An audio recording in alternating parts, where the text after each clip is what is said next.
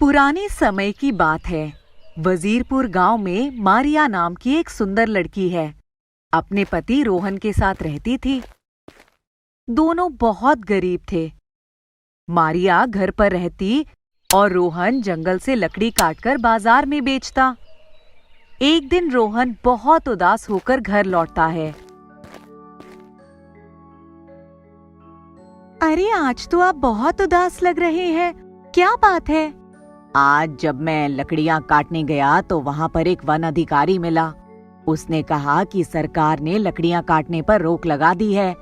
मुझे समझ नहीं आ रहा कि अब घर का खर्चा कैसे चलेगा। मेरे पास एक भी रुपया नहीं है। आप चिंता ना करें, सब कुछ ठीक हो जाएगा।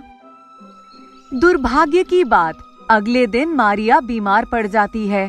उसे बहुत तेज बुखार आ जाता है। रोहन मारिया को डॉक्टर के घर लेकर जाता है। पैसे हैं तुम्हारे पास?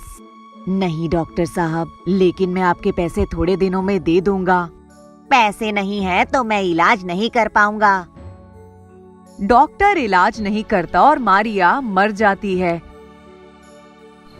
उस दिन के बाद से गांव में मारिया की आत्मा चुड़ैल बनकर भटकने लगती है। वह हर अमावस्या की रात को आती और गांव के किसी डॉक्टर को उठाकर ले जाती। कुछ दिनों बाद गांव में कोई डॉक्टर नहीं बचा। अगर गांव में कोई बीमार पड़ जाता तो लोगों को बहुत परेशानी होती। डॉक्टर ना होने की वजह से गांव के लोगों को 20 कोस दूर शहर में इलाज कराने जाना पड़ता। एक दिन गांव के लोग सरपंच के पास जाते हैं। सरपंच काका, ऐसे कब तक हम बीमार लोगों को शहर लेकर जाते रहेंगे? वह चुड़ैल सारे डॉक्टरों को उठा ले गई है, कुछ तो उपाय कीजिए। कल हम सब वन देवता के पास चलेंगे। वन देवता ही शायद हमारी कोई मदद कर पाए। अगले दिन गांव के सभी लोग वन देवता के पास जाते हैं और 7 दिन 7 रात प्रार्थना करते हैं।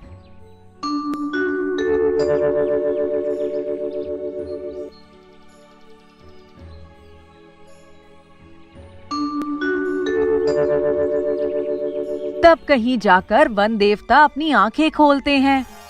गांव वालों, जो कुछ भी हुआ है तुम्हारी अपनी गलती से हुआ है। तुम अपने गांव में गरीब लोगों की मदद नहीं करते। वह बेचारी लड़की पैसों के अभाव में मर गई है। तुम लोग आज उसी का परिणाम भुगत रहे हो। हम सभी माफी मांगते हैं और वादा करते हैं कि दोबारा ऐसा कभी नहीं होने देंगे। वन देवता, आप किसी भी तरह हमारी समस्या सुलझाइए। वन देवता अपनी जादुई शक्तियों से चुड़ैल को बुलाते हैं। मैं किसी डॉक्टर को जिंदा नहीं छोड़ूंगी। गांव में किसी का इलाज नहीं होने दूंगी। इन्हें माफ कर दो मारिया। ये सभी लोग 7 दिनों और 7 रातों से यहाँ बैठे हैं। मैं तुम्हें दोबारा इंसान बना देता हूँ। इसके साथ ही मैं तुम्हें ऐसी शक्तियां भी दूंगा जिनसे तुम किसी का भी इलाज कर पाओगी। वन देवता अपनी जादुई शक्तियों से मारिया चुड़ैल को जिंदा कर देते हैं। मारिया अपना एक क्लिनिक खोलती है और लोगों का फ्री में इलाज करना शुरू कर देती है। दूर दूर गांव से भी लोग मारिया के पास आने लगते हैं और मारिया एक डॉक्टर के रूप में फेमस हो जाती है।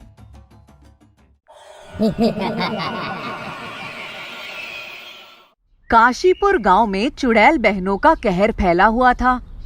जो भी अपने दांत साफ करता, चुड़ैलें उसे उठा कर ले जाती। एक दिन राजू जब सोकर उठता है तो उसके दांतों में बहुत दर्द हो रहा होता है। राजू ब्रश कर लेता है। उसी समय राजू का दोस्त मोहन राजू के घर आता है। अरे राजू, तूने ये क्या किया? अब आज रात में चुड़ैल तुझे उठा कर ले जाएगी।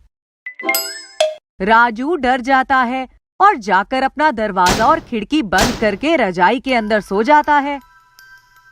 लेकिन रात में दोनों चुड़ैल बहनें छत पर खपरैल हटाकर राजू के घर में घुस जाती हैं और राजू को उठाकर ले जाती हैं। राजू की माँ चिल्लाती रह जाती है, अरे कोई मेरे बेटे को बचाओ, चुड़ैल उसे ले जा रही है, कोई तो उसे बचाओ। लेकिन डर के मारे कोई अपने घर से बाहर नहीं निकलता। अगले दिन गांव के लोग, जिनमें राजू की मम्मी, राम सिंह, मोहन और छुट्टन शामिल होते हैं, लोटा बाबा के पास जाते हैं और अपनी समस्या बताते हैं। गांव के किसी आदमी में एक चिप लगा दो, वह आदमी दांत साफ करेगा और चुड़ैल उसे उठाकर ले जाएगी। फिर मोहन अपने टैबलेट से चिप को ट्रैक कर लेगा। इस तरह तुम लोगों को चुड़ैलों का ठिकाना पता लग जाएगा। लेकिन चिप लगवाने को कौन तैयार होगा? मेरे अंदर चिप लगाई जाए, वैसे भी मेरा राजू से मिलने का बहुत मन कर रहा है। राजू की माँ ब्रश करती है और चिप को अपनी साड़ी में लगाकर सो जाती है। चुड़ैलें आती हैं। अरे वाह, आज तो बहुत मोटा शिकार मिला है। और चुड़ैलें राजू की माँ को उठाकर ले जाती हैं। अगले दिन मोहन टैबलेट से राम सिंह और छुट्टन को चुड़ैलों की लोकेशन बताता है। चुड़ैल लोगों को लेकर जंगल की ओर जाती है। रात होने पर राम सिंह, छुट्टन और मोहन चुड़ैलों का ठिकाना ढूंढने जाते हैं।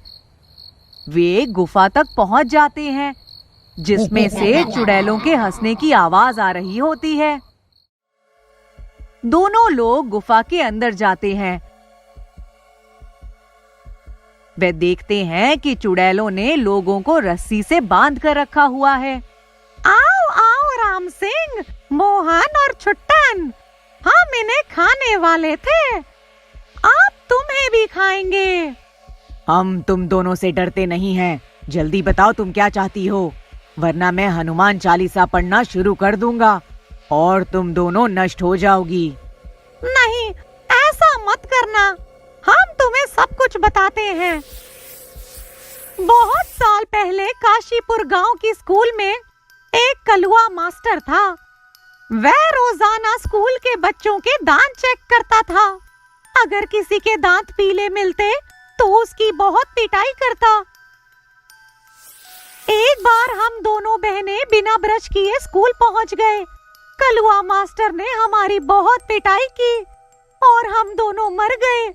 इसलिए हम काशीपुर के गांव वालों से बदला लेते हैं और उन्हें अपने दांत साफ नहीं करने देते। तुम दोनों के साथ गलत हुआ, मैं गांव वालों की तरफ से माफी मांगता हूँ। ठीक है, हम तुम्हें माफ कर देते हैं, लेकिन ध्यान रखना जैसा हमारे साथ हुआ वैसा और किसी के साथ ना हो। फिर चुड़ैलें सभी गांव वालों को छोड़ देती हैं और हमेशा के लिए गायब हो जाती हैं।